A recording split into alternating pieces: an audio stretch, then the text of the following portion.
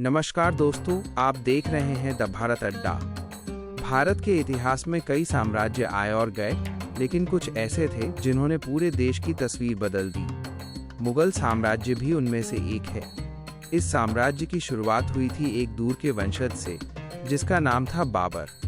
वो मध्य एशिया से आया था, चंगेज खान और तैमूर का वंशज। साल 1526 में उसने दिल्ली के सुल्तान इब्राहिम लोदी को हराया। यहीं से भारत में मुगलों का साम्राज्य शुरू हुआ। बाबर के बाद उसका बेटा हुमायूं आया, लेकिन वो सत्ता में टिक नहीं पाया। उसे अफगान शासक शेरशाह सूरी ने हराया। हुमायूं को भारत छोड़कर कई साल विदेश में रहना पड़ा। फिर उसने वापसी की, लेकिन दुर्भाग्य से सीढ़ी से गिरकर उसकी मृत्यु हो गई।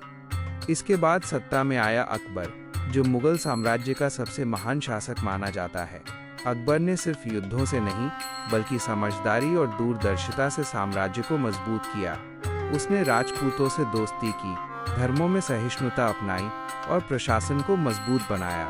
अकबर ने दीन इलाही शुरू की ताकि सभी धर्मों का सम्मान हो।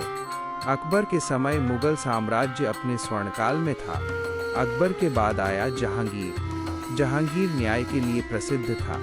उसने लोगों के लिए न्याय की आसान व्यवस्था बनाई। इसके बाद सत्ता में आया शाहजहां। शाहजहां ने कला और स्थापत्य में अपनी पहचान बनाई। ताजमहल इसी दौरान बना, जो आज दुनिया के 7 अजूबों में शामिल है। लेकिन अत्यधिक खर्च और निर्माण ने साम्राज्य पर दबाव भी डाला। शाहजहां के बाद आया औरंगजेब। वो कठोर और अनुशासित शासक था। उसने साम्राज्य का विस्तार किया, लेकिन लगातार युद्ध और धार्मिक कठोरता साम्राज्य को कमजोर करने लगी। औरंगजेब की मृत्यु के बाद मुगल शासक कमजोर पड़ गए।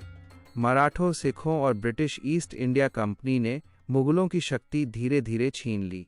1857 की क्रांति के बाद आखिरी मुगल बादशाह बहादुर शाह जफर को अंग्रेजों ने सत्ता से हटा दिया। मुगल साम्राज्य ने भारत को कला, स्थापत्य और प्रशासन की अनमोल विरासत दी। ये साम्राज्य इतिहास में एक लंबा अध्याय छोड़ गया, जिसे हम आज भी याद करते हैं। अगर आपको इतिहास ऐसे ही सरल और रोचक अंदाज में समझना पसंद है, तो वीडियो को लाइक करें और चैनल द भारत अड्डा को सब्सक्राइब करना न भूलें। मिलते हैं अगली वीडियो में।